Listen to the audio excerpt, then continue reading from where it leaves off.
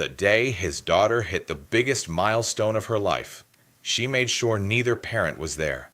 And that tells you just how much damage a family can do when pain is left to run the house. Folks, tonight's story is a hard one. It's about betrayal, bitterness, divided loyalties, and what happens when a child grows up carrying wounds that were never theirs to carry. If you've ever watched love inside a family turn into competition, silence, or pride, this story is going to land close to home. My daughter cut all of us off, and people still think I'm the one to blame. I was 7 months pregnant when my husband betrayed me. I'm saying that first, because if people are going to judge me, they should at least start in the right place. 7 months. I was huge, exhausted, barely sleeping. My body hurt all the time, and my mind was a complete mess. Every night, I'd lie there, imagining what my future was supposed to look like. A husband, a baby, a family, a normal life. Maybe not perfect, but still whole.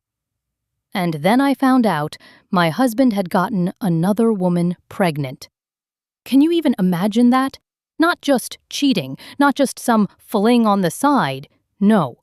He humiliated me in the worst way possible. He put another woman in the exact same condition I was in, pregnant with his child, while I was carrying his baby too. People love to package stories like this in neat little phrases so they go down easier. It was complicated. Everybody made mistakes. Sometimes marriages fall apart and it's nobody's fault. Yeah, I don't buy that. Was I perfect? No. Did I make mistakes? Probably. But my mistakes didn't end with another woman pregnant. His did. He did that to me. And that is the part people need to remember before they start calling me bitter, jealous, dramatic, unstable, or selfish. There was a stretch of time so awful that even now, years later, I can still feel it in my gut. At one point, I wasn't even sure whose child I was carrying. That's how broken everything was.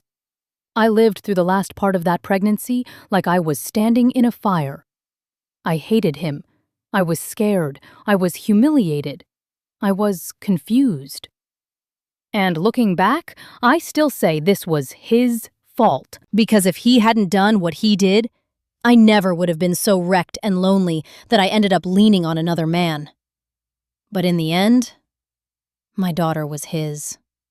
Funny, isn't it? After everything he did to me, that child tied me to him for life. We separated when she was still a newborn, divorced when she was 1. Then both of us remarried to the people everyone loves to call the other man and the other woman. I don't care what anybody calls them. What I care about is this. I was never going to forgive that woman. I still remember the first time I saw her standing beside my ex in public, like she had every right to be there. And what made it worse was how calm she looked. That fake calm, that soft voice, that measured, polite little tone. Like she was the reasonable one. Like she was the legitimate one. Like I was the one who should quietly disappear. I wanted to claw that fake decency right off her face. And don't tell me I should have been the bigger person. No woman who is pregnant and sees her husband's mistress also pregnant is going to feel generous about it. That's not how real life works. From the time my daughter was little, I watched that side of the family trying to pull her toward them. They never had to say it out loud. They didn't need to. Every pickup and drop-off, every phone call, every doctor's appointment, every holiday, every tiny decision became a tug-of-war. And I was the only one who seemed willing to admit what was really happening. They didn't just want to help raise her. They wanted to prove that their side was better. The court eventually had to step in. Yes, a judge ordered both households not to bring spouses to important medical appointments or custody exchanges. We were literally ordered to act like civilized adults. Civilized? How exactly was I supposed to be civilized while sitting across from the woman who helped destroy my marriage? Then came the hospital incident. The second I'd walk into a room and see her already sitting there, I'd feel insulted. Deeply insulted. Who did she think she was? I'd say something. My ex would fire back. My husband would jump in. And then everything would spiral. Chairs scraping, voices rising, the doctor trying to calm us down. And one time, security had to escort all four of us out like we were lunatics. I'll never forget the way people looked at me. Like I was insane. Like I was the problem. But they didn't know a damn thing. Then there was the day at school. Before the event even started, my daughter texted me, "Mom, please don't start anything today. I just want everyone to sit down and be quiet." My daughter, texting me like I was the threat. I swallowed my anger and went anyway. I walked in and saw them sitting together. Neat, warm, respectable. One perfect little cluster.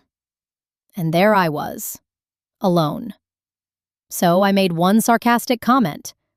And that woman, of course, told me gently not to do this today because it was my daughter's day. My daughter's day? She's my daughter! And I snapped. I don't need you telling me how to behave with my own daughter. You're just the woman who inserted herself into somebody else's family. The whole room froze. I saw my daughter turn white. And the look she gave me? It wasn't anger. It wasn't hatred. It was embarrassment. She was embarrassed of me. After that, something in her changed. She stopped fighting. She just pulled away, piece by piece, like a door closing.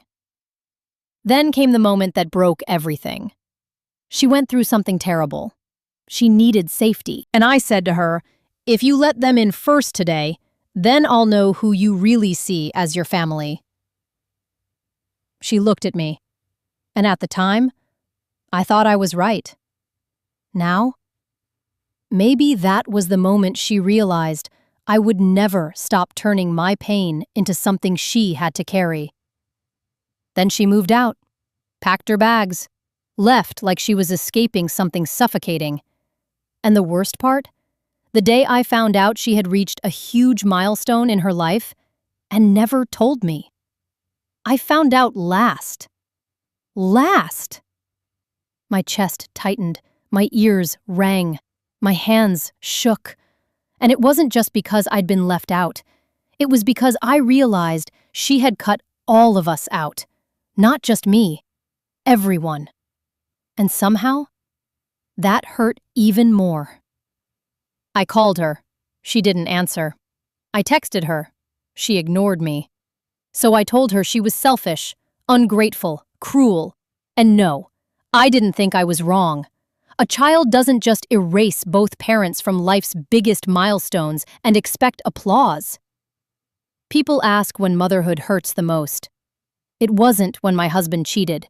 It wasn't when I found out his mistress was pregnant. It wasn't even when I was dragged out of a doctor's office like a crazy person.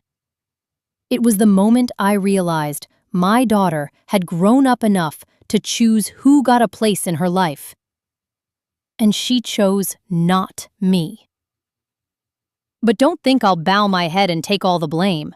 I was betrayed first. I was provoked. I was fighting for a place that should have already been mine. If I was harsh, it was because I was pushed. If I was jealous, it was because I had something to lose. If I was angry, it was because nobody wanted to admit that I was the one who had the most taken from me. And if my daughter can't understand that, then maybe she's more like her father than I ever wanted to believe. Well, I'm going to say this plain. When a child grows up and decides peace feels safer than family, that did not happen overnight. That came from years of grown folks making that child pay for wounds that were never hers to carry. And people my age, if we're being honest, have seen this before. Maybe not with the exact same details, but the pattern? We know it. Pride gets loud. Hurt turns bitter. And before long, everybody's so busy keeping score, Nobody notices the kid is shutting down and walking away. Now look, I'm old school in a lot of ways. I believe parents deserve respect. I believe family ought to matter. I believe cutting everybody off is a serious thing, not something to celebrate. But I also believe this: if a child feels safer leaving both sides behind on one of the biggest days of her life, then the adults in that story need to stop asking, "How could she do that to us?" and start asking, "What did we do that made distance feel like safety?" In my book, that's the real question. And I'll be even straighter than that. Being betrayed does not give you a license to turn your child into your emotional battlefield. Getting hurt does not make every ugly thing afterward justified. A lot of folks in Ray's generation would tell you the same thing. Pain explains a person, but it does not excuse everything. At some point, a parent's job is to stop handing their bitterness down like an inheritance. So let me ask you, when a child pulls away from the whole family, who do you believe failed them first? Do you think the daughter was cruel for shutting both sides out? Or do you think she was protecting the only piece she had left? And where do you draw the line between a parent being wounded and a parent doing damage? I want to hear your take. Leave me a comment and tell me honestly, if you were that daughter, what would you have done? And if you were one of those parents, would you really be able to handle the truth?